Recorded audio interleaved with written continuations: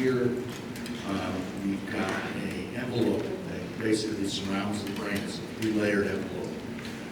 It comes from both from mesenchymal cells, and it also comes from neural crest cells. So we can divide it into two regions. One's the pachymeninges and the other is the meninges.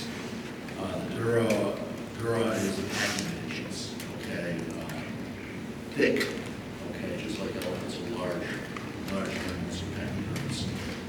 The have thick skin. The dura is the thickest fibrous layer, okay, it comes from mesenchymal. Leptomeninges, on the other hand, comes from neural crest tissue, neural crest tissue from that region that develops behind the neural tube, and it develops into two layers.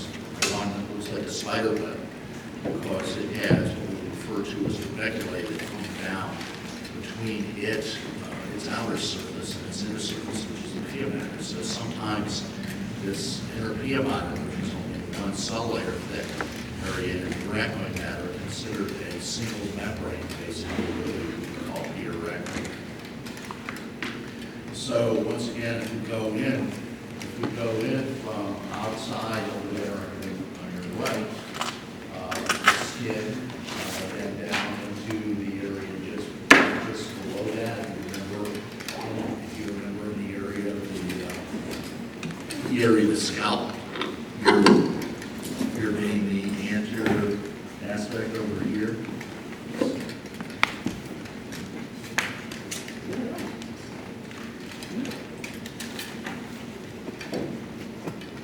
Over here.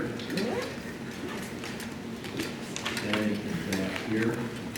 There is a membrane between these two layers. Okay? And that membrane is called the galla veronica. It's actually epicranial epinerosis, so it's actually a tendon between those two muscles. And those two muscles are the frontalis up here in the front, and the occipitalis in the back. So those two areas form this area just underneath the skin. Okay? Then if we go one layer deep, we've got the periosteum. This is the nutrient tissue associated with keeping the bone viable, but at the same time, it has receptors in it that we talked about a little bit in our earlier lectures that pretty much are like are receiving information in regards to pressure.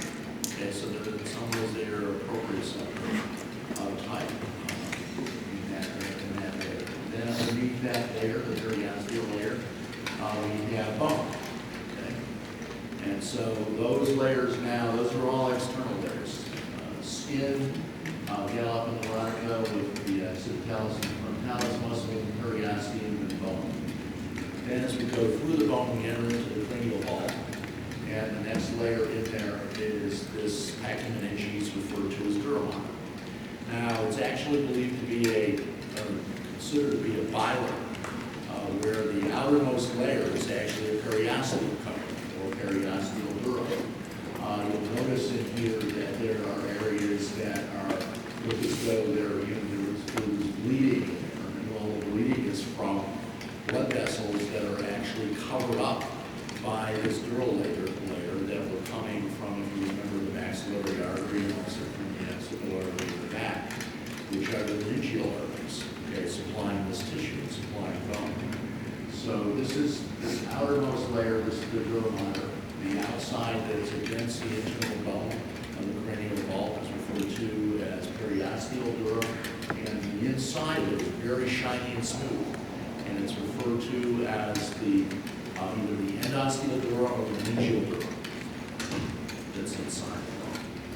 Then underneath that dural layer, there may be some, basically some connective tissue cells, loosely packed connective tissue cells, but basically it's more of a subdural space or potential space. And then underneath that space is the next layer, which is really close to the surface of the brain, and that is the spider web layer referred to as the arachnoid matter.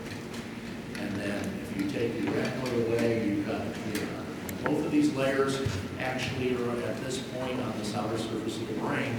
They are also performing the function to keep the venous vessels and the arterial vessels in place. Actually, the pia mater we'll talk about actually will follow the arterial vessels deep into the brain and eventually add a layer to a region referred to as the choroid plexus, the choroid there. So pia, once again, pia and arachnoid are a layer that comes from the leptomeninges, and knows that that is a layer that is there, arachnoid, subarachnoid space between the outer arachnoid surface and the pia mater is a container for cerebrospinal fluid, which is very, very important in relationship to protecting the brain, because it basically forms what we call a hydrostatic cushion on the outside of the brain. So the brain literally, once again, is floating inside of the cranial wall. And some of the data that they come up with is if you took a brain that normally its weight is just, let's say, literally it's a dead weight, as a fixed tissue, that is actually, you can see here, and you weigh about 1,500 grams, 1.5 kilograms, okay? So if you take into consideration that it's floating on this cerebrospinal fluid-filled cushion, it drops its weight down to 95 grams. So it's actually floating inside of the skull. That's important. We'll talk about some issues when we talk about damage to this surface, but for the most part, the cerebrospinal fluid is acting as a cushion to protect the brain. Once again, these neural layers. Quick question. Yes. So the gallop neurotica is in between the skin and the cranial aponeurosis? The gallop neurotic is between two muscles, frontalis and occipitalis. That is deep to the skin. Okay. Remember, the frontalis muscle and the occipitalis muscle are considered part of muscles of facial expression. So they actually have an attachment point to skin. Okay. Remember, the one thing about muscles of facial expression is that they have typically a bony point of origin with the skin instead of insertion. So they do not have typically two bony attachments. So here we've got the dura mater, and we've got the subdural space just deep to it. We have then the arachnoid mater with these trabeculae that are lying between the outer surface of the arachnoid mater and this inner single cell layer area called the pia mater. You can see here they've got an arterial vessel that's covered both by arachnoid as it's running through the subarachnoid space, but also is followed by these single cells deep into the brain, to neuron populations. That is associated with the pia mater. Okay? Those are perivascular regions. We'll look at that more closely in the description of what we call the blood-brain barrier in regards to I saw Dr. Sloan was showing about gliomas. Astrocytomas are probably one of the most common tumor of the brain, but astrocytes from the same standpoint also serves as part of the blood-brain barrier that we'll look at as we move on.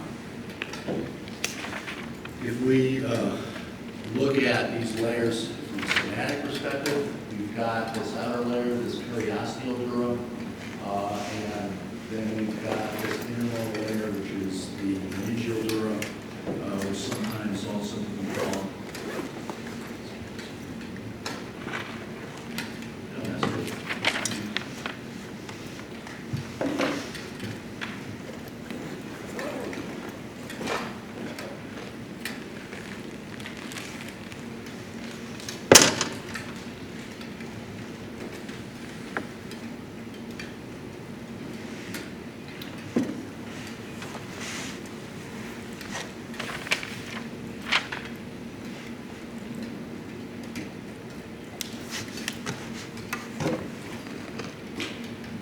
meningeal dura that is basically facing the arachnoid mater. It's facing the subarachnoid space. Okay, you can say, well, why is that significant? We talked about this before. When we're talking about head and neck, any type of trauma to the skull, Typically, it's interesting how it can be transmitted, basically by the kinetic energy force of the blow, that you may get a dent on the outside of the skull from trauma to the outside of the skull, but on the inside you may blow out that subcortical space, and it may splinter into the surface of the brain, along with the possibility of tearing some of these meningeal vessels and having bleed into the cerebral space.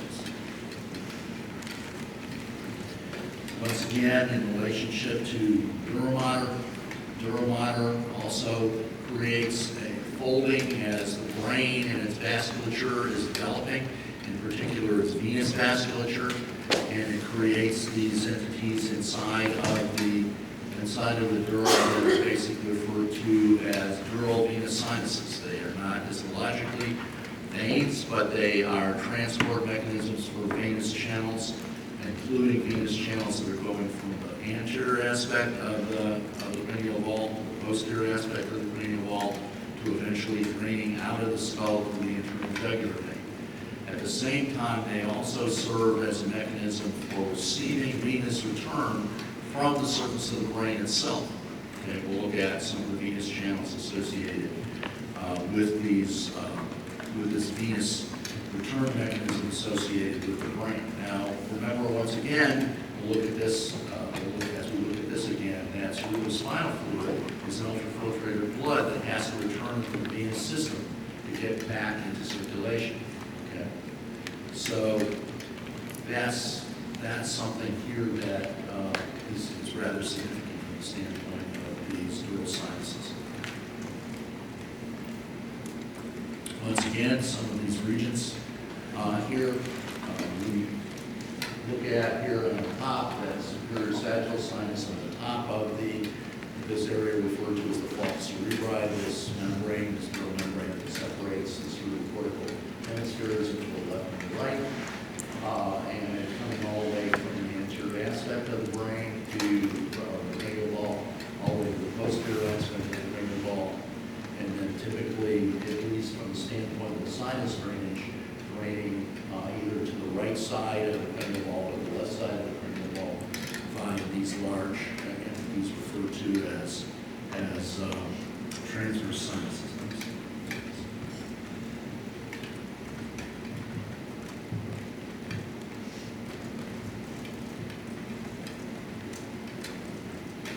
Okay, so going from here back to here, and then this is the right transverse sinus over here, and then this is the left transverse sinus over here. Typically, most of the time, the superior sagittal sinus drains to the right transverse sinus, the inferior sagittal sinus drains into this area here, which is referred to as the straight sinus, and the straight sinus drains to the left transverse sinus. So, superior sagittal sinus drains over to the right side, probably better than 70% of the time, and the straight sinus over to the left side, same percentages. And then those go down into this sinus area here. This is the same, this is a bilateral structure on each side. It kind of creates an S-shaped turn as it's coming down from the from the transverse sinus into the jugular vein, and that is the sigmoid sinuses, the S-shaped sinuses. That's what the term sigmoid means. Draining into that from the front are two sinuses coming from this area right here. So because sigmoid sinus then goes down to the jugular vein? Sigmoid sinus drains from the transverse sinus to the internal jugular vein. Okay. Internal jugular vein, once again, is coming from this form we refer to as the jugular vein. So those are coming from this area here in the middle cranial fossa. That area is referred to as the cavernous sinus. It's referred to the cavernous sinus because there is a depression there in bone on the lateral sides of the sphenoid bone where the trigeminal ganglion, the sensory ganglion of the trigeminal nerve sits in that depression. So it's called the trigeminal cave. So the cavernous sinus is now outside of the trigeminal ganglia in the trigeminal cave, and that's where the term cavernous sinus comes from. This venous sinus of the trigeminal cave. That is bringing things from the anterior aspect of the deep head, primarily from the orbit. Remember, there are ophthalmic veins in the orbit that are receiving drainage from structures within the orbit. Remember also, we'll reiterate this again, all of the venous channels in the head are valvulous, okay? They do not have valves. And so blood can flow depending upon gravitational forces, head position, head postures, forces in your environment, and so forth. So it can go forward, it can go backwards. So things from the ophthalmic veins in the face are receiving tributaries of the facial vein that are primarily coalescing in the midface and can drain back through the organ into the cavernous sinus. Now, usually from the same standpoint, if there's nothing floating around in the veins, then there's no serious consequence of that. But there are things that are potentially coming into the venous drainage, and there are. One of the mistakes that we kind of make in relationship to everything is we've got, remember, the arterial system, we've got the venous system, we've got the lymphatic system. And we assume that everything that's nasty is going to drain into the lymphatic system. But let's be honest, any tissue that happens to be compromised by any type of a vector can drain into the venous system, and that's more dangerous, so to speak, than draining into the lymphatics. Because in the lymphatic system, we have a mechanism to hopefully try and stop those vectors from getting any further into the circulation called lymph nodes. Okay? So venous channels are the thing that carry things into the systemic circulation more often, to be honest with you, than lymphatics. Okay? Especially in this area, especially in the head. So, you are clinicians of the head and neck, so to speak. You are dealing with patients that, first of all, you're working in an environment that is just loaded with bacteria, usually because of the symbiotic relationship with these bacteria. Unless they get high in numbers, they usually stay under control in the body to deal with it. But when they get out of control, then they can start to circulate into the venous flow and come back into the circulation, and they can go anywhere. So once again, as the patients say, when they have an abscess or they have decay or they, something that may imply that they need some type of apical procedure, endodontic procedure or something like that, they say, well, what's the big deal, doc? It can't kill me. Well, I reply to that, well, that's not necessarily so. That's not necessarily so. Theoretically, it can. Actually, they think that George Washington had horrible dentition, eventually having some of you're making dentures now that are kind of simplistic compared to what George Washington had. Where they had to carve the teeth out of ivory that, they got from whales or from elephant tusks and embed them in some type of an entity that they could shape or carve out and fit in the patient's mouth. Well, they think that George Washington had such bad teeth that he possibly died in the death of the okay. So, you won't see George, but you may see patients like him over the course of your professional life. All right, just looking at these from kind of a transparency type aspect, we see kind of the schematic where we see the superior sagittal sinus draining into the right transverse sinus over here, and we see this straight sinus draining into the left transverse sinus over here. So that's coming in. Now, from the cavernous sinus, there are two very thin sinuses that are alongside this temporal bone region referred to as the rock, the deepest portion of the temporal bone. There's one, if you remember, if you were looking at temporal bones, I know you remember everything that we did in head and neck. You might want to work on that before boards. But the superior petrosal sinus, there's a groove on the top edge of the deepest portion of the temporal bone, and that's draining, that's a large drainage point from the cavernous sinus back to the junction of the sigmoid sinus and the transverse sinus on both sides. Can you say that again? The cavernous sinus drains back to the junction of the sigmoid sinus and the transverse sinus by a sinus called the superior petrosal sinus, groove on the top edge of the petrosal bone.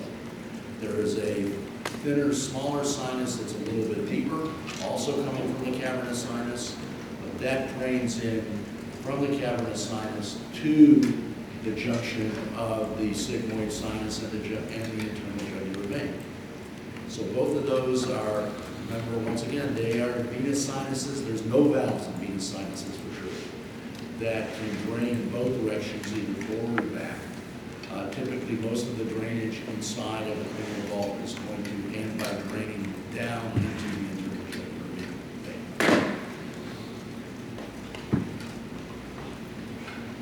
And once again, once they drain down, then they typically, interestingly enough, that the highest point is where cerebrospinal fluid re-enters into the venous system, and that enters up here into the superior sagittal sinus. We'll look at this in a second. These one-way valves that are referred to as arachnoid granulations. Okay. Remember, sometimes there was enough pressure in there to create little fossa in the inside of the cranial vault called pachyonian depressions. Okay. But these are one-way valves called arachnoid granulations or arachnoid trabeculae, and they drain into the superior sagittal sinus. And so all of the cerebrospinal fluid is actually an ultrafiltrated blood. It's going to drain back into the venous system. Now, we'll look at this a little bit more closely in a minute, but let's look at some of the venous channels that are actually on the surface of the brain. We really didn't have too much of an opportunity to talk about those when we were in head and neck, but they are there, okay? The brain receives about 20% of the cardiac output, okay? And it demands a lot of energy for those, whatever they say, 100 billion cells, okay, in the central nervous system. So it needs oxygen, okay? And it needs the blood flow to get that oxygen. And also other substrates such as glucose. So it has a return mechanism to bring this back into the circulation. Okay, so there are some superficial veins and deep veins in the brain. Superficial veins, actually, when you were possibly taking off the dura mater off the surface of some of the brains we had in the buckets to see the lapilla-covered surface of the gyri. There are venous channels under there. Sometimes some of them might have been peeled off at the same time that you were taking this arachnoid layer off. And so there are two fairly decent-sized venous channels. One is called the anterior or superior vein of Trillard, and that interconnects the superior sagittal sinus with the more posterior vein, inferior vein of Labi. Okay, and then that anastomosis with the transverse sinus. So once again, there is this veinless channels on the surface of the brain taking blood back, basically from a gravitational perspective, back into the final drainage point, into the dural sinuses and down out of the cranial vault into the internal jugular vein. So there's some deeper veins in here, which are also going to interconnect to the cavernous sinus directly, but some of them indirectly through a couple of venous channels. One's called the deep basilar vein, where that was described by Rosenthal. So the deep basilar vein of Rosenthal, which kind of takes care of the base of the cerebral cortex, which is the area of the temporal lobe, which is lying just under the parietal and the temporal lobe, including this area referred to as the hippocampus, okay, including this area called the hippocampus. I don't know if Dr. Dwyer talked with you at all, remember the consciousness lecture about the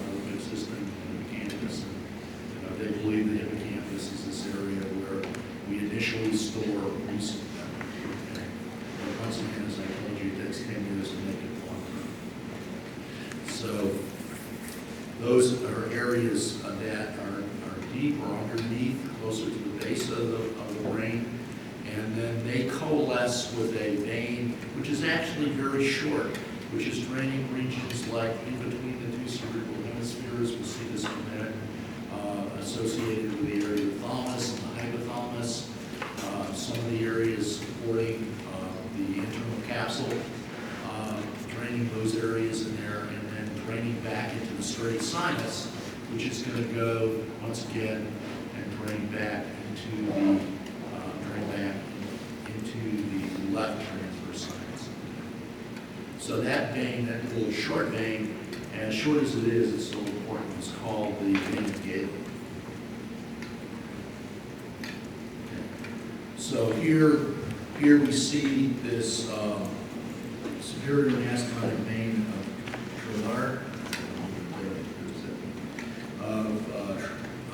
Trollard, and that is interconnected with this posterior inferior vein of Bobby. And then we have some other structures here, like this superficial middle cerebral vein that's really very close to the middle cerebral artery, over here referred to as the superficial middle vein of the cerebrum. Okay. And then they are going to drain back into the straight sinus, which we don't see here in this view, but we do see here. Here's the sigmoid sinus down here, receiving the drainage from the left transverse sinus, and that's going to drain down into the internal jugular. So these are superficial venous chains, okay?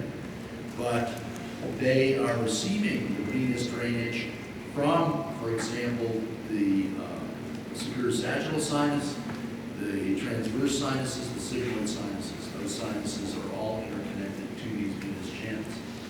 If we cut the brain in half, once again, and we look from lateral to medial, we see this area in here, and we have this is this inferior basilar vein of Rosenthal, and then this tiny little vein here that's receiving these deeper veins, such as the inferior sagittal sinus, but also this vein in the center that's draining the thalamic and hypothalamic regions.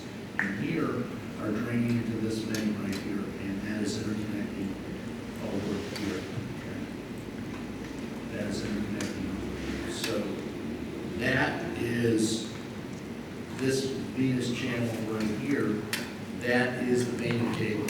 So the vein of Galen is receiving the drainage of this basilar vein of Rosenthal and the inferior sagittal sinus, and this vein referred to as in the anterior, some of the anterior cerebral veins, but this vein in the middle is draining the chiasmatic region, where there is a interconnection between the left and right thalamic hemispheres. That drains back into the straight sinus. Okay, kind of we summarize that once again. Here we have superior sagittal sinus, we have inferior sagittal sinus, we have straight sinus, we have the right transverse sinus, and we have the sigmoid sinus over here. So we go from superior sagittal sinus to right transverse sinus to right sigmoid sinus. We have the inferior sagittal sinus to the straight sinus to the left transverse sinus to the left sigmoid sinus. Sometimes the transverse sinuses on each side are interconnected at the point of entry of the superior sagittal sinus and the straight sinus, and they call that a confluence. It's like a little lake. It's like a little venous lake interconnecting superior sagittal sinus, straight sinus, and the left and right transverse sinuses. Okay, so coming down a little deeper, let's talk about some of the vasculature that's supplying this cerebral cortical region, as well as cerebellum and the brainstem, but also the spinal cord and regions as well. And that is associated with this blood supply here. Okay. So there are anterior arterial branches and there are posterior arterial branches. So the anterior arterial branches are going to be branches of the common carotid artery. Okay? Are going to be branches of the common carotid artery. So if you remember, the left common carotid comes off of the aorta, the right common carotid is a branch of an artery called the brachiocephalic, or the abdominal.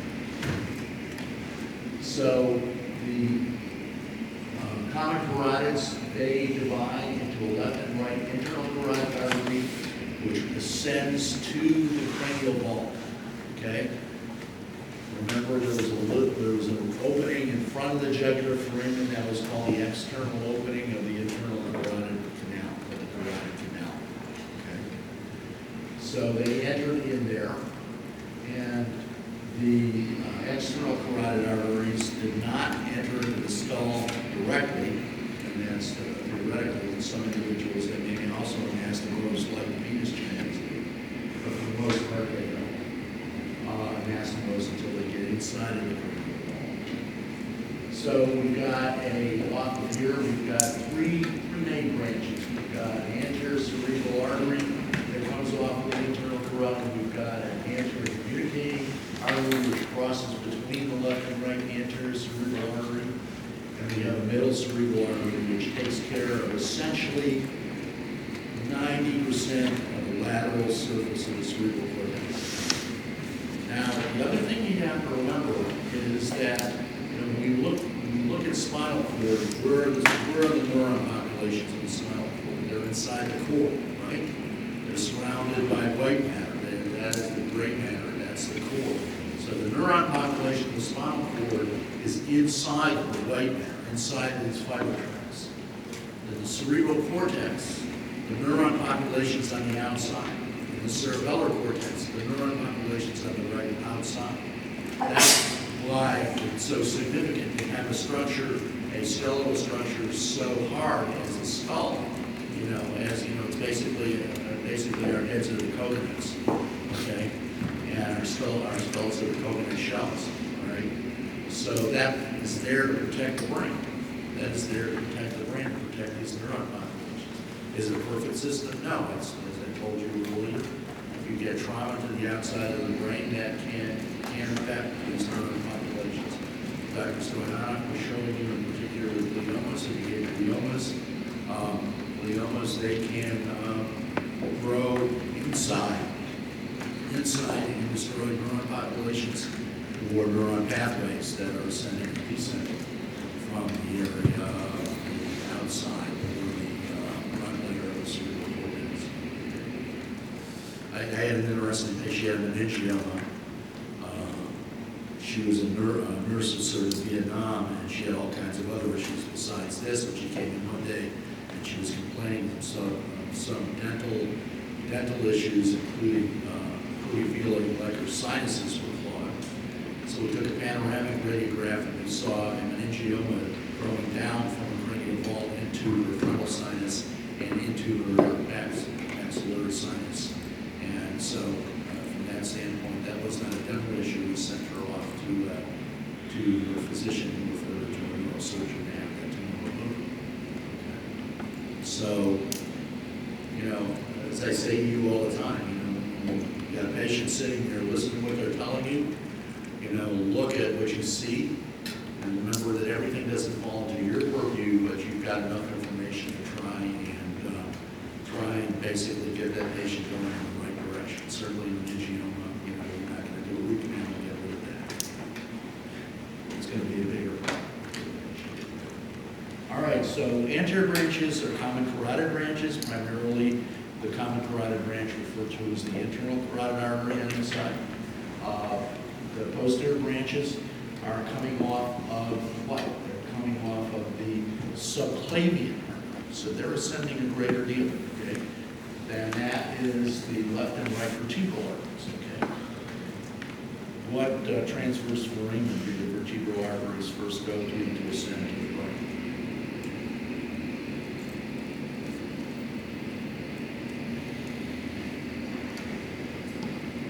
Anybody got an idea? Okay, you can say that one for boards.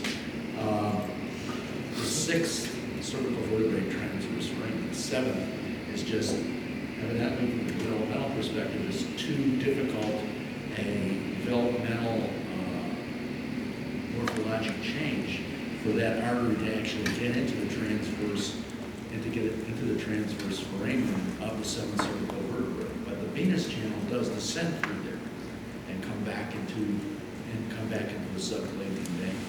Okay. So vertebrals are branches of the subclavian, common carotids are branches either from the aorta or the brachiocephalic arteries on the side.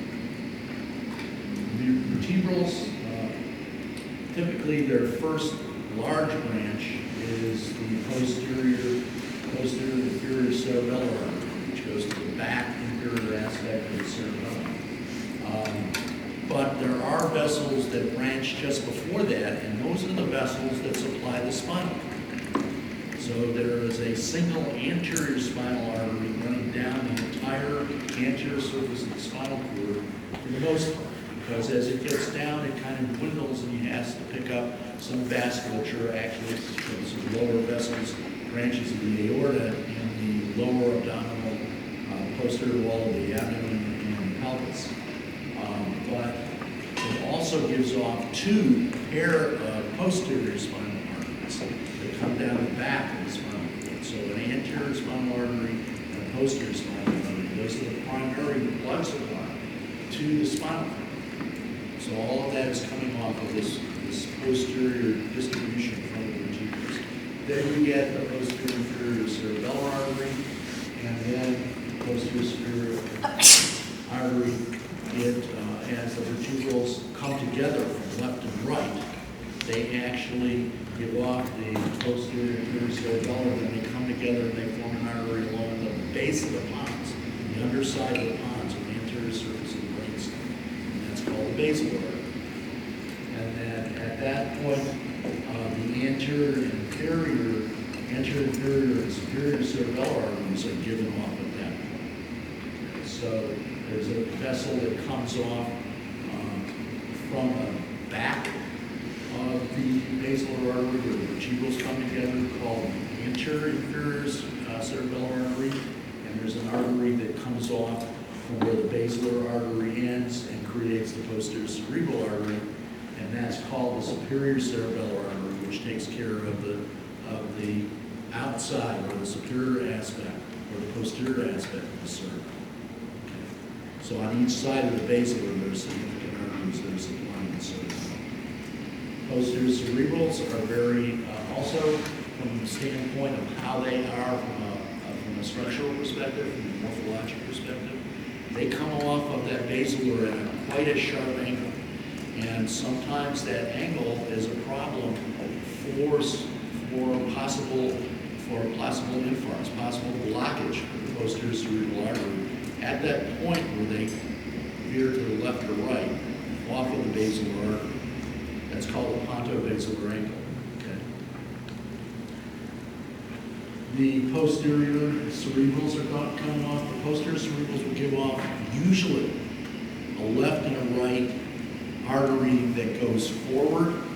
It goes forward around the an area of the midbrain adjacent to the area where the pituitary stalk is giving rise, or coming and going, I should say, from the hypothalamus.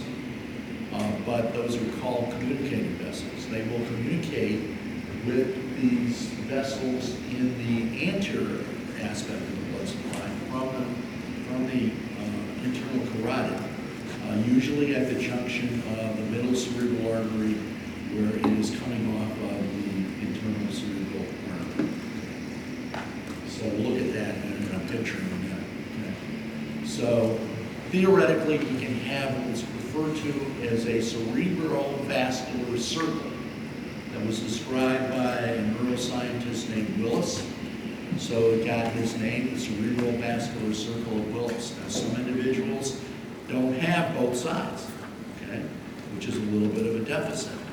If you have something like an anterior blockage or a posterior blockage, or more than likely, one side is usually larger than the other. One vessel is usually larger than the other, and interestingly enough, it's usually the right side. so let's look at, once again, I think we saw this in before, this is showing over here, this is showing the carotid over here, and this is showing the vertebral over here. So those are the two main branches. Carotids from the left side directly from the aorta, right side from the greatest developed trunk.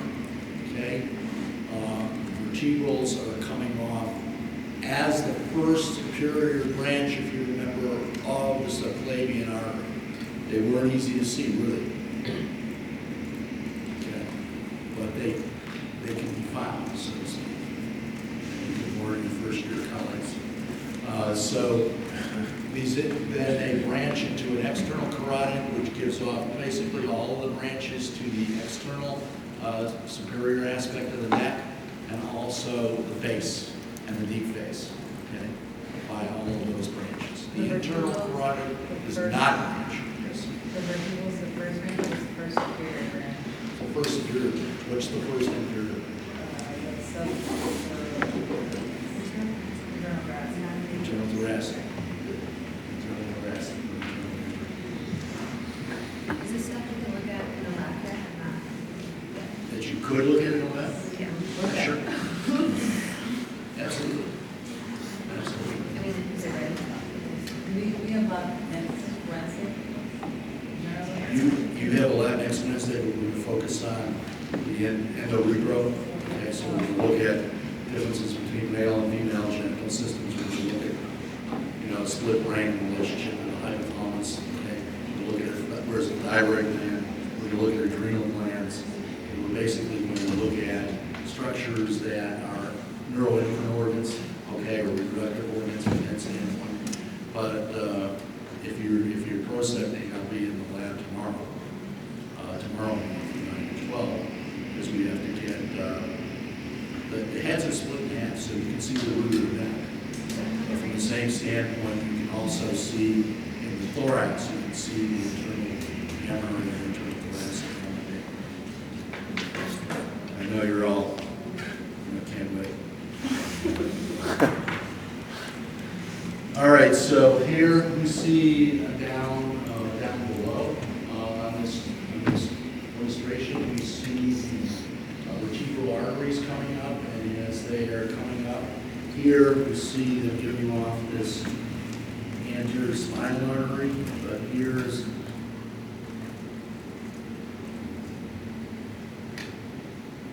are the vertebrals here, and you see they come together at the lower portion of the pons, on the underside of the pons, and they form that basal artery. Now, all of those tiny arteries are going through tiny little bony canals. Some of them are going into the inner ear aspect. Some of them are going to regions associated with this area over here. We'll talk about this in a few minutes. This is a choroid plexus in the fourth ventricle. Choroid plexus is this vascular entity, this microvascular entity that creates through the spinal fluid. And there's one in the fourth ventricle, and there's one actually two in the lateral ventricles in the front. But these smaller arteries are called endocrines sometimes, okay, because they're traveling through bony caves, labyrinths. Okay? And so they are supplying structures. There's a lot of them on the pons. Remember I told you there's this large number of cranial nerve nuclei in the pons. It's a large number. If you stain an eosinophilic stain, it comes out almost entirely pink, okay, with little black dots, little chromatin. Okay? But there's a huge amount of neuron cells, including trigeminal neuron, trigeminal nuclei, facial nuclei, diffusive nuclei, some of bordering on glossopharyngeal, bordering on vagus. Okay, so any kind of blockage of these vessels here can cause symptoms that are in some ways hard to distinguish initially from some type of cerebrocortical infarct, these larger vessels. Here is this region here,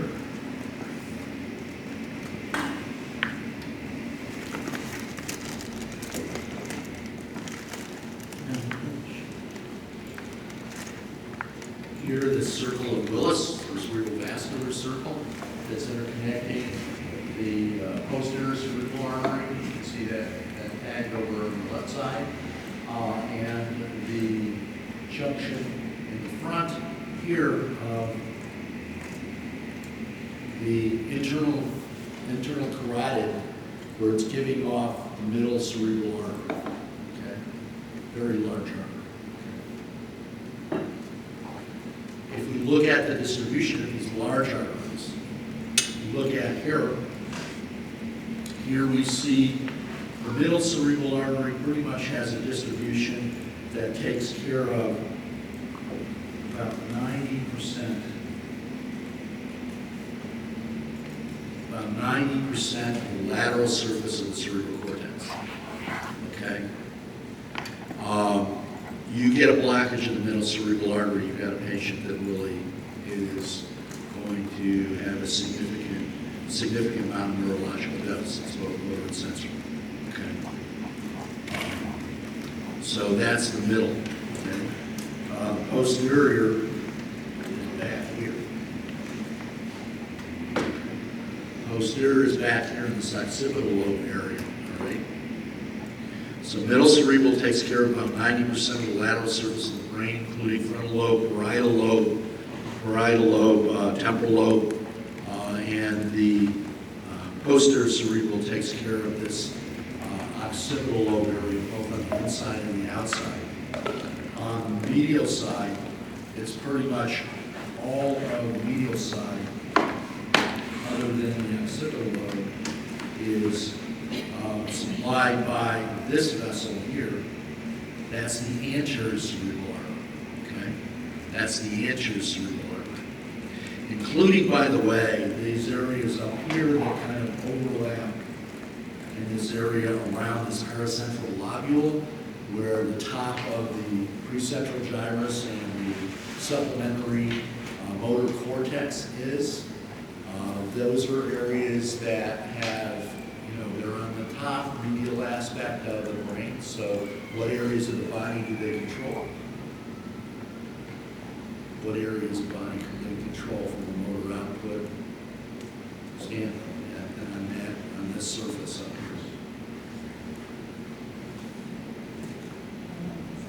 The distal limbs?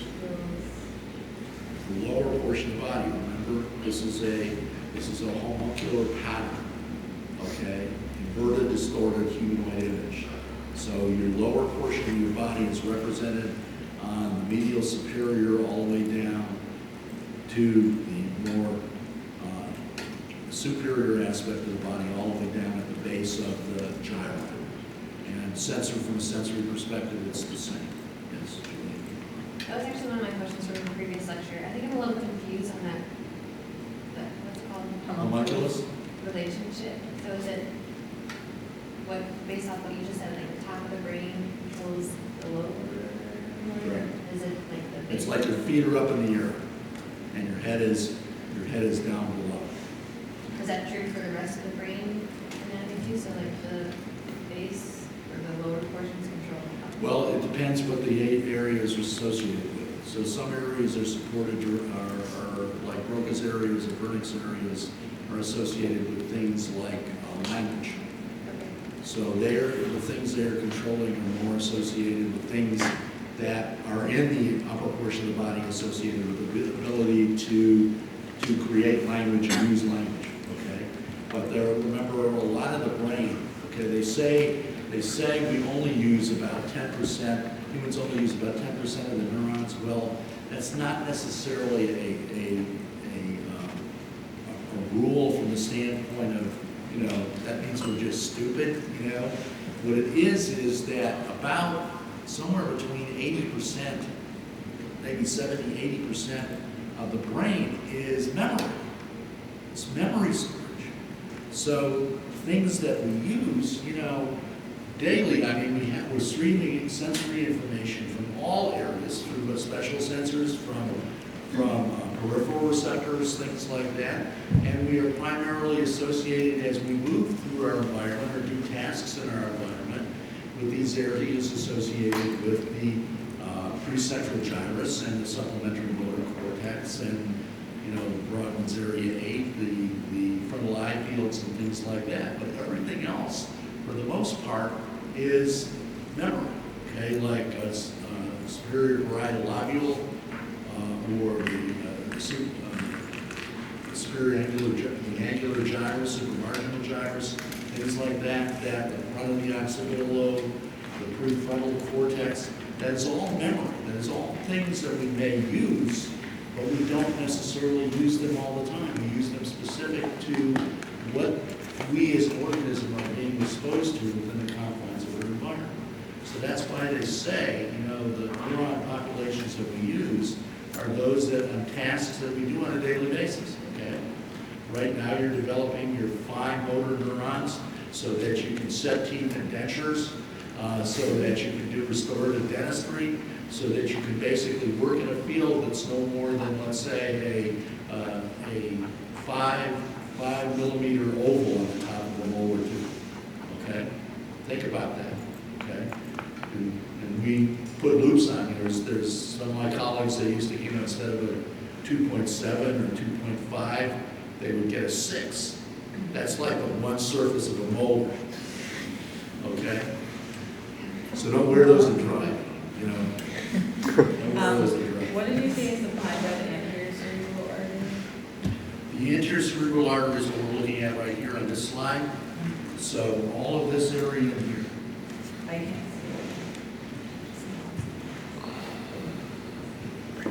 see it. So this whole thing, there's like just many lines. So everything from the medial aspect of the frontal lobe, all the way back to the medial aspect of the parietal lobe, but not including this area here. This is posterior. Okay, but what is it? What is it? Okay, so What are those anterior areas? cerebral Some of them are supplies all association, of some those. are supplementary cortex, some of them are prefrontal cortex, which are things associated with behaviors, habits, okay, our psyche, things like that in relationship to us, and there's a lot of memory storage, okay? There's a lot of memory storage, and it's believed that a lot of that memory is not something that you yourself experience as from birth to adulthood, but it's things that were handed down to you from generation to generation. So there may be things in there that, if stimulated, might give you a feeling like you're sitting in the center of King Arthur's court. You know, that's kind of a. So a lot of people who have issues like that fall into a category that sometimes is you know, like they've been reincarnated. Okay. Like they've been reincarnated, okay? In other words, you ever see the film On a Clear Day You Can See Forever? Okay, of course not. Of course I should have born that. But Wait, how does that work? Memories passed down from generation if you can figure it out, you know, it's basically genetic transmission of data via, you know, by molecules, by chromatin, by, you know, whatever we receive from our parents, and our parents receive from our grandparents, and our grandparents receive from our great-grandparents, it's that information. And that's part of the stuff we may never use. Okay? That's part of the stuff we may never use. But some individuals come in with a concept like, you know, I really feel, I have these visions that I'm here, you know, I'm watching knights fight alongside of the palace, and, you know, stuff like that. And I'm wearing this very long gown that I made in my kitchen, you know. So reincarnation of being in a place that you are hundreds of years away from, but now you're getting an image that you were in that place now. So that reincarnation, okay? Or deja vu. Have you ever gone to a place and you say, this looks awful familiar, but I don't remember being there. Okay? So, you know, it might have been your parents or your grandparents. You know, you walk into that bar and they did, you know, 50 years ago. I thought that they were like short-term memories being stored as like long-term, or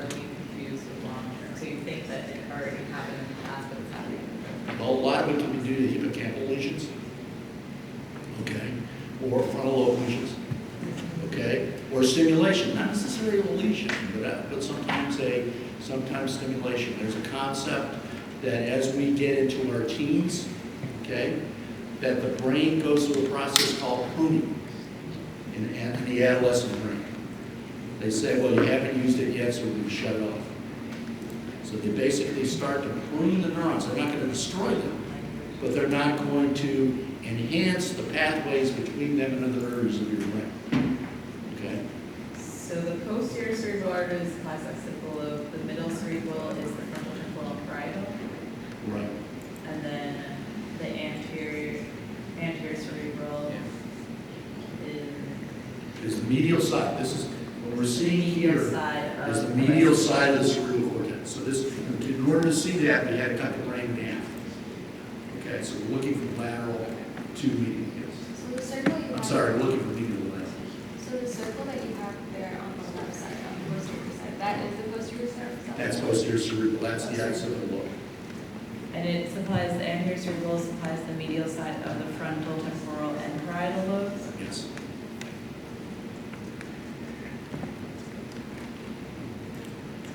There's not much of distribution on the medial side of the temporal, okay? Most of that actually comes, if we go back here, this area here, that is being supplied by middle cerebral. Back here, this area here is being supplied by posterior cerebral. Now, this is the lateral side. Right. So, okay, so middle cerebral is only the lateral, and then medial. Right. Anterior cerebral is primarily the medial side. Posterior cerebral is primarily that little tongue-like region sticking out the back of the brain we call the occipital. So it's both the medial and lateral. What's that? It's both the medial and lateral of the Yes. occipital? Yes.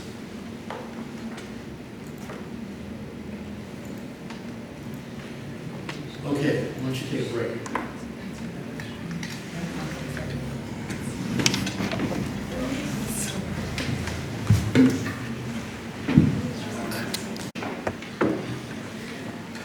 So neurons, though, will begin to die within 5 minutes of cardiac arrest. That's why it's so important to revive a patient and at least get circulation started as soon as you can. And sometimes, obviously, it takes longer. So sometimes there's residual damage we don't even know, or the patient doesn't even know until they've been under care for maybe anywhere from 3 days to several months. All right, the brain only comprises of 2% of the body, but it utilizes 20% of the inspired oxygen from this 20% of the cardiac output. All right, so if we block an artery, okay, if we stop flow through an artery, that's called an infarct. And that will block flow of blood to the areas that those arterial branches are supplying. Okay. Now, infarcts, there are certain situations that if they can identify it as an infarct within the first 2 hours that the patient is coming to the ED, to the emergency department, they will usually try and administer an agent called tissue plasminogen activator, which is a clot dissolver, okay? Which isn't necessarily, by the way, a good thing. But they've got to determine that it's an infarct, that it's not a bleed. Because if it's a bleed and they give them tissue plasminogen activator, it actually makes the situation worse. Okay? So TPA. Intracranial hemorrhage results from rupture of an artery, vein, or aneurysm. It's basically, and you can look at aneurysms, someone can call them great light, but they're little bubbles that are projecting off of some of the arterioles, and if they rupture, they will actually cause a bleed. Any kind of a bleed is not a good thing. Okay?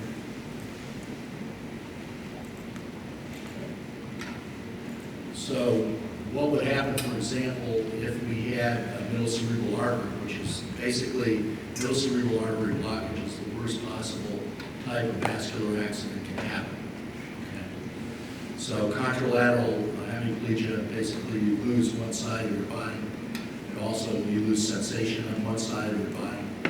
It's also accompanied because it innervates areas such as Broca's area, the motor speech area, the Burnix area, the receptive speech area. And so it interferes with their ability to either use language or understand language. They also, because of other things associated with possible visual nuclei, possibly auditory nuclei, possible nuclei associated with the frontal lobe, they lose primarily spatial awareness. Usually, primarily that it would occur if it's left sided. Okay, if it's left sided. Anterior cerebral, which is believed to be in most of us, I think that believed to be our dominant side. Our anterior cerebral artery, you can get blockage high up on the borders of the supplementary motor cortex, or blockage of the primary motor cortex, the top of the precentral gyrus, possibly even something affecting the parietal, the top of the parietal procentral gyrus. So in that case, sometimes you have a contralateral leg monoplegia. Okay, so that's the difference between monoplegia and hemiplegia. Hemiplegia is one side of the body. Monoplegia is basically probably the lower extremity is affected on one side of the body, usually the opposite side of the lesion. Internal capsule, contralateral motor, and sensory defects. A lesion of, and I can tell you this firsthand, because I had a lesion in the internal capsule, which is called Lacunar circ, that it's almost the same as if you had a cerebrocortical blockage. And I was fortunate enough that it pretty much resolved itself, but initially in the first week, I couldn't, I had a hemiplegia, I had a right-sided hemiplegia, kind of stopped my dental practice. I had difficulty speaking. I had difficulty feeding myself because of the hemiplegia. So it's scary. It's scary.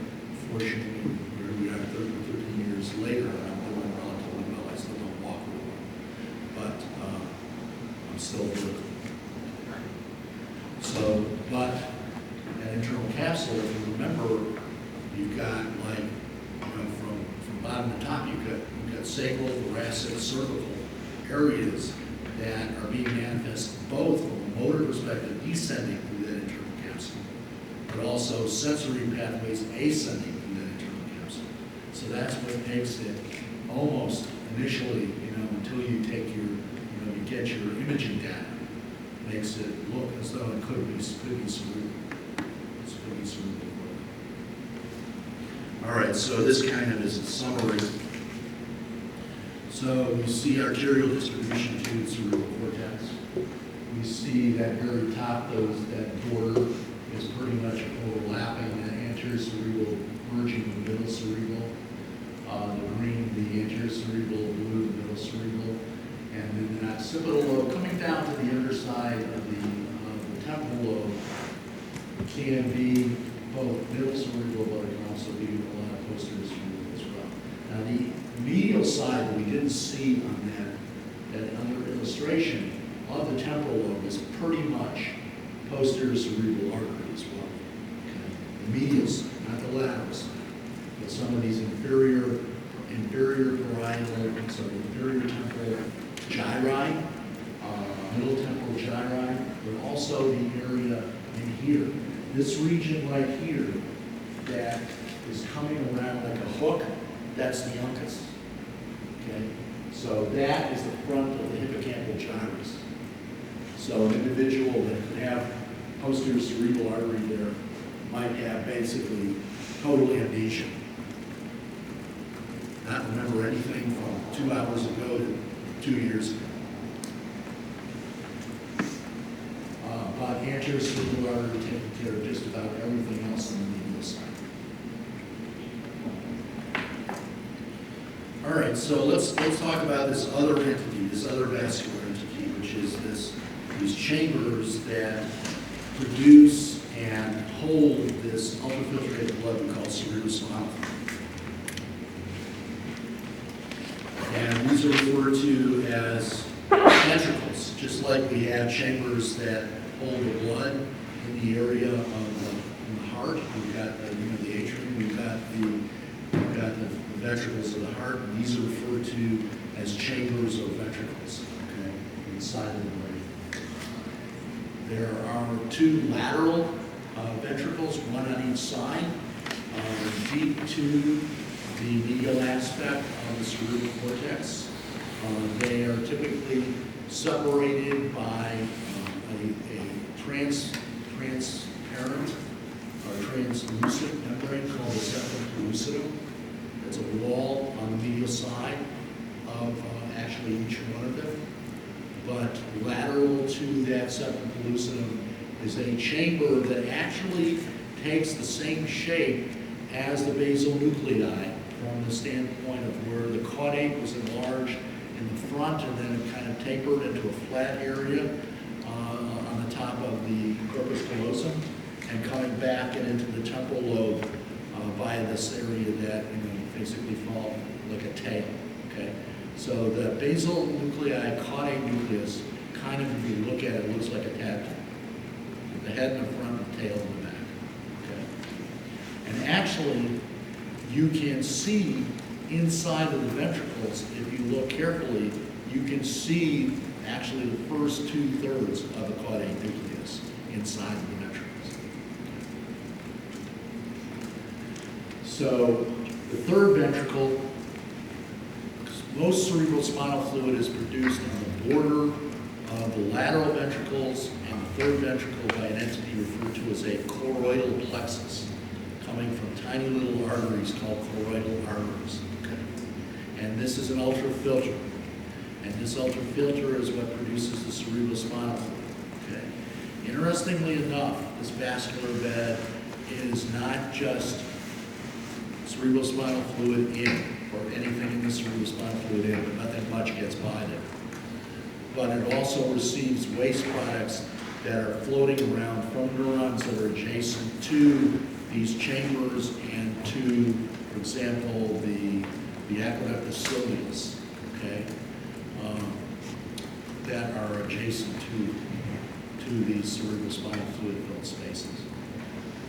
So it's actually two directions, both kind of arterial and venous, but only from the neurons that are immediately adjacent to it. So there's an opening between the lateral ventricles and the space between each one of the thalamic hemispheres. The thalamus is actually a bilateral structure, this aggregation of sensory neurons in this area, which are, for the most part, relays for all sensory information of the body ascending to the cerebral cortex. So there's a space between the three thalamic hemispheres. There's usually always an interconnection called a mass, an intermediate mass, that interconnects the two sides, this intermediate mass of the thalamus. Okay, you usually see it when you cut through it. Okay? So cerebrospinal fluid flows through the gravitational flow from the two lateral ventricles through an opening, which was called by, it was once again one of these things that was named by a neuroscientist, and his name was Monroe, and they were called the foramen of Monroe, or the interventricular foramen. Once these people died off and their families died off, they felt there was nothing to stop them from making it, less personal. So instead of calling it the foramen of Monroe, but that name still persists, they just called it the interventricular foramen between lateral ventricles and third ventricle. The third ventricle coalesces, actually coming down from the thalamus and from anterior to below the thalamus, the hypothalamic region, through a tiny thin canal that passes through the midbrain. Remember, the midbrain has a roof and a body. The roof is called the tectum, and then remember there's nuclei associated with both auditory type of perception and visual type of perception. And body, there are nuclei in that body associated, for example, with the third cranial nerve, possibly the fourth cranial nerve, that are in that body. The body's called the tegmentum. So there's a canal that runs from the third ventricle between the tectum and the tegmentum of the midbrain, the roof of the body, and flows down to an area that is dilated underneath the cerebellum and above the pons, called the fourth ventricle. So cerebrospinal fluid goes from lateral ventricles to third ventricle, from third ventricle to this aqueduct, which is called the cerebral aqueduct, or was described by Sylvius, the aqueduct of Sylvius, into the fourth ventricle. Now from there, the cerebrospinal fluid will go out of that fourth ventricle, which also, by the way, has a choroid plexus in it, usually. It will go out laterally into the subarachnoid space, okay? And those are called the lateral foramen or the foramen of Luschka, Luschka, the foramen of Luschka. And then there are two foramen that go, one goes more posterior from the fourth ventricle, and that goes into an area down below the cerebellum, called the cerebellomedullary cistern, and that's called the foramen of Magendie, okay, or the posterior foramen. But there's also a tiny little foramen that goes down the center of where the brainstem becomes spinal cord, the central canal. So there are these basically 5 openings, two left and right, one four, 2 left and right, 1 posterior, left and right of the foramen of Luschka. Posterior is a foramen of Magendie and the central canal. Okay, so we'll see that.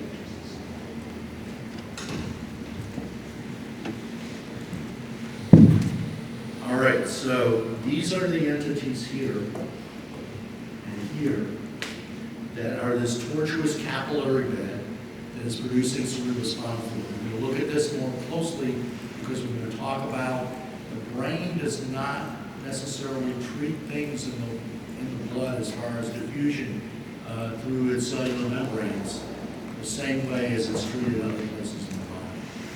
So those are then creating cerebrospinal fluid, which is not only going to surround the brain, but it's going to drain and surround the spinal cord. Same thing, there's a subarachnoid space deep to the dural matter of the spinal cord. Okay? Not a significant space, but there's still a space there that fills with cerebrospinal fluid. And this constant flow of cerebrospinal fluid goes from top to the bottom, back to the top, okay? Usually it goes posteriorly, more inferiorly down towards the end of towards the end of the spinal cord, and then superiorly it goes more anteriorly back up to the brain. Here is a kind of a blow-up of the choroid plexus. It is rather villous. If you look at it in the microscope, but those villi are covered with microvilli. It has a huge surface area in which to diffuse what is coming to it from the blood into the ventricular space through cerebrospinal fluid. Cerebrospinal fluid isn't too exciting. Usually this also has some limiting characteristics of it to try and keep things out that the brain doesn't want in the cerebrospinal fluid, and it usually works, but sometimes there are gaps where certain vectors can cross it. If you look at the ventricles from the front and from the side here, in front here from the lateral view, you see, I mean, from the front, it almost looks like you're looking at a ram with a tiny little thin head, with the horn sticking out to the side. But here are the lateral ventricles. They drain down the third ventricle. They drain down the aqueduct of the fourth ventricle. The fourth ventricle drains out lateral here and here is the foramen of Luschka. Drains back here. That's the foramen of Magendate, and drains here into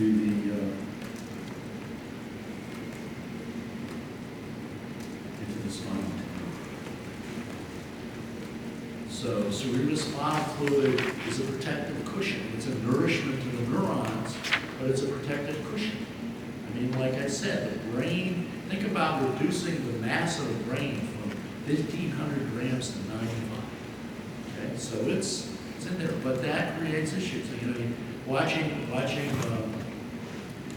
football this past weekend, I'm wondering if, everything, everybody's hot about Baker Mayfield. I wonder if he's going to live the season. I mean, because he just got pretty well beat up. And I don't care how hard or what they do to the helmets, that doesn't necessarily give you 100% protection. So these guys, after 30, actually, the guy that impresses me is, Michael Strahan. He played 15 years for the New York Giants. Okay, he was a defensive lineman. That he speaks as clearly as he does as a coach. Okay. All right, here, taking a look. Here's the lateral ventricle. Here's the third. Here's the fourth. Over here. So, and then here's the aqueduct. Over here. Here are the foramen of the road. Over here. So this flow is cerebrospinal fluid. Now, think about it, okay? I haven't seen it as much anymore. It's probably gone out of style, but, or once Indiana Jones films started to fade. People used to eat brains. Okay, they used to eat sheep brains or cattle brains. Because they thought by eating the brains that they would increase their neuron output. I don't know if you would want neurons from a sheep or a cow. Okay, but that was a thought. But if you saw them in your grocer's shelf, it would not look like what we saw in the lab when they were basically dehydrated and fixed tissues, where they were solid. You could see that brain as a mass. Okay, and that's what you see in these images. Okay, it would be lying there flat on this sheet of styrofoam, covered with some IR sheet. Okay, because if you got 100 billion cells have water in the cytoplasm. That's a lot of water. So if you take them out of there and they've lost their vascular interconnections, all of that water, all of that blood is going to be lost in somebody's sink as they're preparing that to go in the grocery store. We'll talk about that with another condition called hydrocephalus. Okay, but that would be the mass. That would be the mass of the brain. The brain is floating, and then there's this internal pressure. This cerebrospinal fluid doesn't have a pressure too different than blood pressure.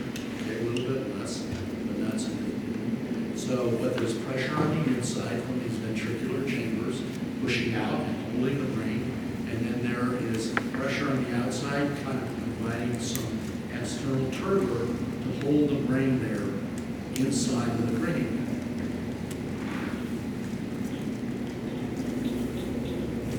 So once again, this image, cerebrospinal fluid is produced in the choroid plexus, in both the lateral third ventricle union and the fourth ventricle, and it circulates throughout the inner aspect of the brain, being stored or held in the ventricles, and then being released into the subarachnoid space, both to surround the brain itself and the spinal fluid. And then it is returned by these entities here that are coming from, this is the subarachnoid space.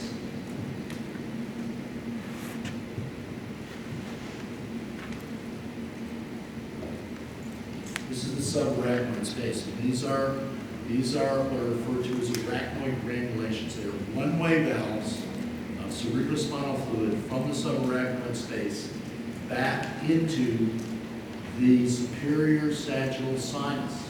Okay, and that's kind of interesting that instead of, returning blood, from a gravitational perspective into the lower aspect of the body, they are coming up to return that ultrafiltrated blood into the superiormost aspect, into the superior sagittal sinus. And then once again, I can't say this enough, all of the venous channels in the head and upper neck are interconnected with no valvular blockage in between. Okay?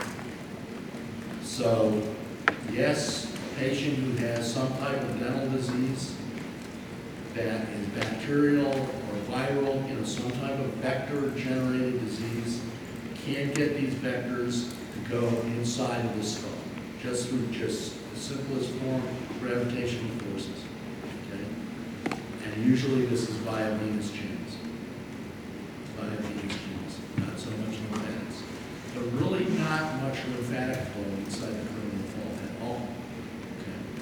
But there is a lot of venous. All right, so let's talk about a concept here. There's a microenvironment associated with the brain in relationship to its arrangement of that endothelial linings of vessels that supply it, okay? And they have a different relationship in different aspects of the body other than the brain. And so basically, if you look at a cell, we will in a second, the endothelial lining of blood vessels typically have windows, okay? Other than in the brain. They don't have windows. We would call fenestration. The other thing they don't have what we call endocytic pits. In other words, there's nothing inside of that cell that would transmit either from inside out or outside in large molecules. Okay? Probably more so from outside in. Okay? The brain's ultrafiltered, the cerebral spinal fluid is very much ultrafiltered. Okay? The other thing that endothelial cells associated with the capillary bed of the body in general, they don't have tight junctions to seal basically their internal environment off from their external environment. But endothelial cells associated with the brain, now for the most part, not 100%, they have tight junctions. They have tight junctions. So that was described by this neuroscientist, Paul Ehrlich, in 1885. Okay, so we're not talking about an MRI, we're not talking about a CAT scan. No, we might even not be talking about radiographs, okay? We're talking about a microscope and taking these entities and looking at them as closely as possible to determine what was going on there. Maybe in some cases with lower vertebrates, taking out vasculature and running substances through them to see how they withheld the pressure of those substances going through them or diffusing through them. That a lot, to be honest with you, a lot of that was done early on. All right, so this barrier is a result of selectivity of the endothelium, basically because of tight junctions between endothelial cells in the CNS that restrict the passage of solutes, okay, things that are floating around in the brain. Also, circulating macromolecules do not cross the endothelial lining of the brain capillaries, okay? That's a structural thing. Large molecules, there's nothing to carry them across. There's no endocytosis that takes place here. And that's actually for probably up until, I'm trying to think, maybe the late 60s, early 70s, that they had concepts where they could attach therapeutic agents to some type of carrier media that had the ability to cross the blood-brain barrier. So if they had some kind of neurologic disease, we couldn't just give them a drug to get rid of it, okay? Because the drug itself, the molecules were too big to cross the blood-brain barrier. Oh, you just working on it? Okay. So is that something that the cells in the rest of the body have? The cells in the rest of the body are more open and windows, so larger molecules can pass through. Okay, we'll see there's another entity, actually a glial cell, that participates in the blood-brain barrier, the astrocyte, basically the protoplasmic the fibrous astrocytes. Okay.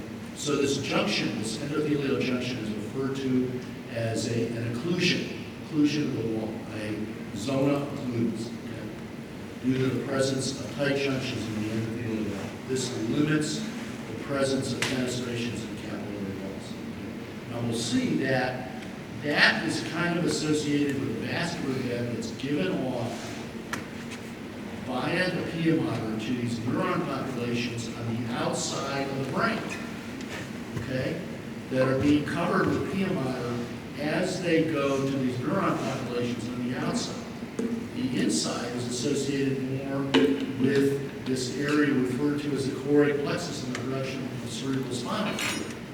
Now, interestingly enough, there are some protections there from a barrier perspective, but not as great as what we see going to the neurons on the outside of the brain. Okay, so, once again, there's a lack of endocytic pits. That's not something that we see in general other than the brain capillaries. And this functions to modulate glucose diffusion, which glucose usually can make it through. It controls ion movement and the prevention possible prevention, I should say, of CNS by toxins or peripheral neurotransmitters. Okay, by peripheral neurotransmitters. Okay, it's interesting. You know, we talk about the formation of bicarbonic acid. Okay, as an entity which has really a lot to do with our respiratory mechanisms. Okay, and our renal mechanisms. And you know that divides into a bicarbonate ion, which is a negatively charged ion, and a hydrogen ion. Okay. Now, the only way we have to move the carbonic acid in here. We can move it across the membrane, and then it dissociates in the cerebral spinal fluid. Okay. So it doesn't typically, it won't typically, so basically carbonic acid is something that can transmit these agents across the endothelial membrane into the cerebral spinal fluid. Okay. But not until it does can the brain decide on the relationship to, does it need hydrogen ions or does it need bicarbonate ions? So it has to go through the endothelium into the cerebral spinal fluid, separate just like it would in the blood, okay, because it's a weak acid, and give off hydrogen ions and bicarbonate ions. All right. So then we have the blood-cerebrospinal fluid barrier. The blood-cerebrospinal fluid barrier isn't quite as well protected. The endothelial cells that are coming from vasculature that's going deep inside the brain, these choroidal vessels, don't have a lot of tight junctions. They may be very similar to capillary beds throughout the body. Okay. So this is in the choroid plexus, but they have a specialized lining of these choroidal capillaries, but they lack tight junctions, but they have a couple of other things that they have. Okay, CSF, first of all, is an unfiltrated blood. That's how we get nourishment to the core. That's how we maintain pressure inside the core of the brain.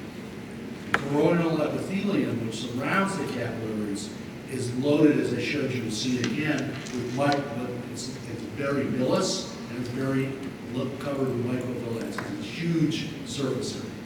Both from the standpoint of bringing cerebrospinal fluid into these spaces, but also from resorbing some of the waste products that the brain's not going to keep. Remember, neurons are active cells. They're going to have waste products that they're metabolizing. If we're using 20% of the oxygen in the body, we're going to have, whether it's water or carbon dioxide, we're going to need to get rid of those entities and not keep them floating around inside. Once again, the surface area of the brain capillary bed is approximately the surface area of a tennis court. Okay? So think of a brain the size of a tennis court. Lay down on a tennis court. 20% of the oxygen taken in goes to the brain. And here is kind kind of a breakdown. So we've got the blood-brain barrier, which we'll look at more closely in a minute, associated with these tight junctional endothelial capillaries. And then we have the blood-CSF barrier, which is associated with the choroidal cells. We'll look at these closely in just a second, okay? So this is movement in relationship to, in this case, to the neurons, blood-brain, to the neurons, to neuroglia, okay? And also from the blood-CSF barrier into the ventricles, into the subarachnoid spaces, into these cisterns. There's one deep to the cerebellum, but also that large one at the bottom of the lotus necularis, where we have the lumbosacral cistern, you know, a space filled with cerebrospinal fluid, also caudate flows through it. But here's the primary deal, okay? On your left, you have a brain capillary. And it is, here's a tight junction. Okay, so that's a tight junction. So there's no space in the endothelium that something can push through. Okay. No endocytic pits in here. There's a basement membrane that surrounds it. But then there's another entities. There are the structural supporting cells referred to as glia. In this case, the glial cell is an astrocyte. And in particular, well, they say it could happen in protoplasmic astrocytes. Primarily, fibrous astrocytes have what we call a paravascular foot that goes down here. This is a paravascular foot that sits on the outside and creates an outer layer. Where else did we see something like this? Where else did we see some kind of arrangement like this as a diffusion barrier? An entity, an organ that had foot processes. Kidney. Podocytes. Okay? Podocytes. To keep large molecules from getting out of the blood, if they push out of there, just to try and keep them from getting to the neuron processes. We go over here, here's a fenestration. Okay, here's an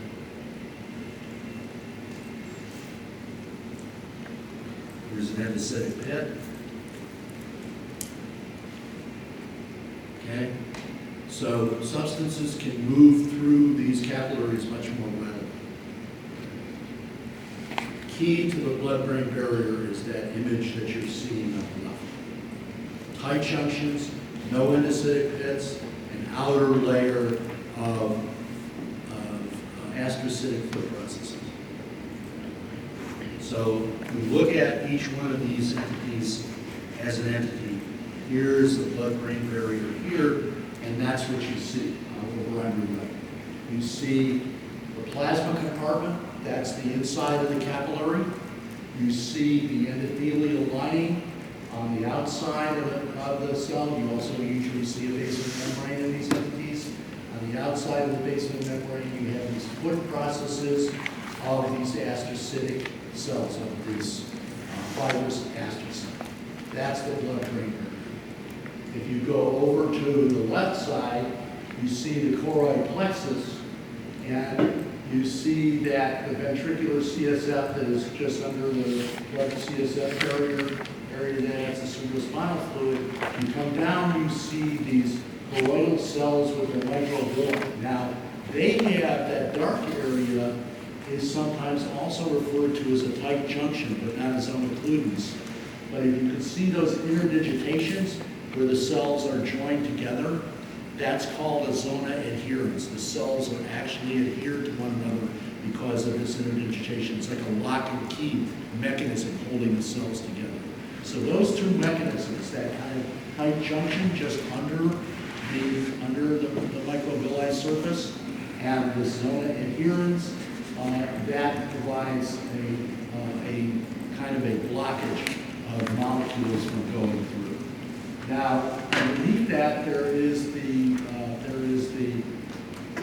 basement membrane of the endothelium, but then underneath that, there's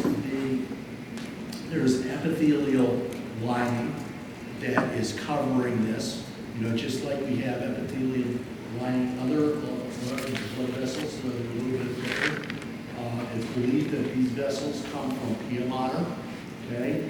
This area inside, in between those two areas, there's a lot of discussion on whether those are just fibroblasts or whether they are meningeal cells, and the meningeal cells that are swimming are here, possibly pia mater, creating this outer line. But there are no, you know, you go out a little bit further and you've got the fenestrations of the blood vessels, so it's a little bit thicker on the outside. Okay? But that is the blood CSF. Now, here, over here, this is just, there's the subarachnoid space. Here are the trabeculae coming down from the outside of the arachnoid membrane on top of these cells here, basement membrane, actually just lying on top of, just outside the basement membrane, lying on top of pia mater. Okay. So that's the subarachnoid space. The neurons are here, and then there is the blood-brain barrier complemented by the foot processes of the astrocytes. So remember, this is just outside. This is just outside the neuron. Now this area over here is something that you might see in other areas that aren't as well protected, basically in these passageways. The ependymal cells lining the inside of the central canal. So you see there's not usually a tight junction, but maybe a tight junction. There are what appear to be some irregular microvilli associated with that. There are some non-specific glial cells. Now, when they're non-specific, it not only can be fibrous astrocytes, but also protoplasmic astrocytes, and some people believe there is a satellite entity associated with oligodendrocytes. Other than producing myelin, produces a barrier, typically on the outside of neurons. So these are the exchange mechanisms. Okay, once again, here's the choroidal plexus. Okay, the villi and microvilli. Here is just another look. Okay, over on the left is showing the villus with the choroid microvilli. On the right, they're showing the blood vessels here. You can see down below, this is a choroidal vessel, so there can be a fenestration. Not these pia capillaries, but the choroidal capillaries that are going deep inside the brain to create this cerebrospinal fluid engine. Okay? There is this connective tissue core. Once again, some people think it's fibroblasts, some people think it's pia mater, but then as we go out towards the ventricles, we've got these tight junctional areas, and we've got these interdigitation to zona adherence associated with the choroidal cells, okay? And just showing you, there are entities in the choroidal cell, just like there might be in other cells, like Golgi apparatus and so forth. So they are protected really primarily by these zona adherence, possibly the tight junctions as well. But the capillaries that are supplying this tissue are not typical blood-brain barrier vessels. They are typical capillaries. Here's another interesting type of cell. This is called a tanocyte. You see tanocytes a lot in the walls of the third ventricle.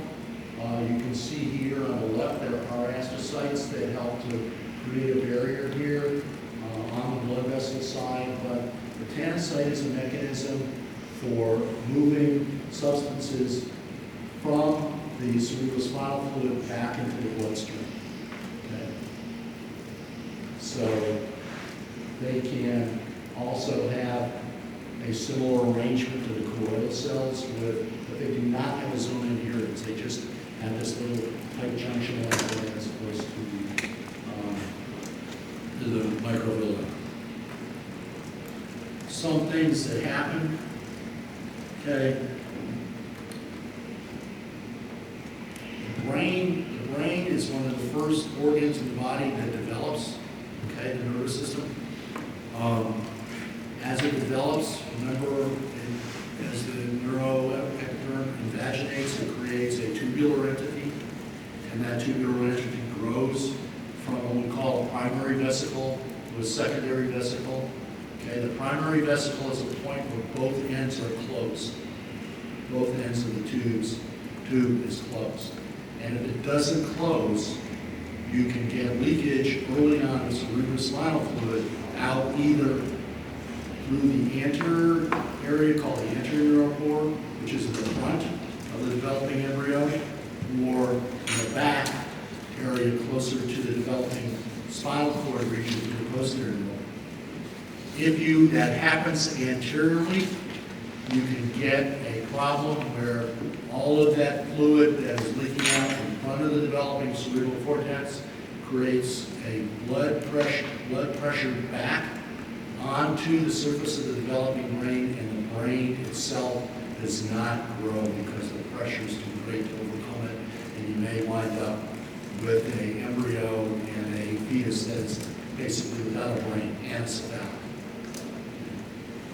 Or you can, in some cases, where it closes late, and you can get that pressure, and you can get someone who basically has situations such as Down syndrome, where their forehead area is a little bit more bulbous, but because of early damage to some of the cells in the anterior aspect of the cerebral cortex, they have some nervous system deficits. In the back, if it happens, and the posterior neuroport is not closed, it causes the spinal cord to split. And that's called a spina bifida. It causes the vertebral column to also be split. So these individuals may, other than all other cases, develop normally, but they will have lower limb type deficits that may impede their ability to walk normally. They may have to walk with some type of crutch aid or some type of other aid in order to move their body. So posterior neuropore stays open, you get spina bifida. Anterior neuropore stays open, you get anecephaly. So the expansions of the ventricular chambers, you can get blockage of CSF that creates increased pressure inside. Internal bleeding. You don't want anything inside there that takes up space away from the brain. The brain's got no place to go. I told you that before. The only place the brain can go is to be pushed inferiorly in the skull, down towards the foramen magnum. So something as simple, I say simple, still something we should be aware of, as a concussion can lead to enough bleeding that over a short period of time can cause the brain to be pushed down into the foramen magnum. And what entities wind up putting pressure on the cardiorespiratory centers? What structural entity that is down there that does that? What is it called? Remember that? The cerebellum, cerebellar tonsils. Okay? They crush the cardiorespiratory center. So that's that's one of the things that you have to think about if you're doing athletics, if you're doing intramural athletics, or later on you're watching the kids. I mean, I used to watch my daughter play field hockey and lacrosse. I mean, basically, I think you got to hand it to the women. I never saw them wear protective. Okay, so some of them used to get banged with that ball, and they were down and out. So if that happens to you, really you should have your friends or somebody taking the ED so they can be checked out. I don't advise the ED as a fun place to be, because it's usually wrong timing of climates and the same standpoint. It's not something that you should let go, especially if you are somewhat semi-conscious due to that trauma. Okay, blood-brain barrier is not perfect. There are areas of the brain where there are leaks, so to speak. Subcortical area. The fornix is this anterior association fiber path that runs from the posterior brain to the anterior of the brain and is the lower attachment point of the septum pellucidum. The upper is the corpus callosum. So below the fornix, there are entities where there are essentially gaps where vascular defects can happen to allow things to move in. Neural hypothesis, okay, neural hypothesis, okay, that is the back of your pituitary, okay. Where does the neural hypothesis come from? Does it come from above or below? Above. Okay, it comes down from the hypothalamus. Where does the adenohypothesis, the anterior hypothesis? Maybe a word question. What's that called? Rathke's pouch. Rathke's pouch develops in the developing embryonic parents.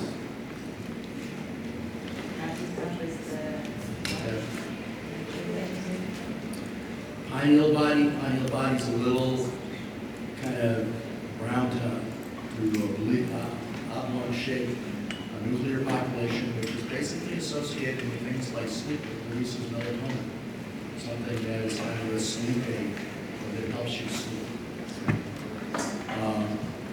Lamina terminalis is an area between really the fornix and the optic chiasm that you see in front of the subvisual organ is adjacent to the posterior commissure. The posterior commissure is just in front of the pineal body, which is a tiny crossing. The commissure is a crossing side to side. Median eminence and floor of the third ventricle. This is basically an extension, the neural hypothesis area. This is which surrounds the stalk. Okay, so these are just some of these dark areas. All right, so I know there's a lot of this. I know Tim submitted 10 videos. I don't know if you looked at them. Had time. If each one of them was an hour, that's 10 hours of viewing. So I had to check that out, but evidently he feels that it's necessary that you view those because he may have questions from those. I'm kind of a little bit annoyed that he did that. So he submitted 10 videos for the neuroscience, for neuroscience. Neuroscience exam is October 7th. I'm waiting for Dr. Stoyanov to give me his reply to 4 questions from the musculoskeletal so I can score it. Okay. But as I say, it usually works out better than you think. Okay, because of the TBL things. But you should have those. Oh, he hasn't taken it there. All right, so have fun. I'll leave this one down. Take your pictures. Make sure you don't put the anti-dirty and the pencil on. Are the videos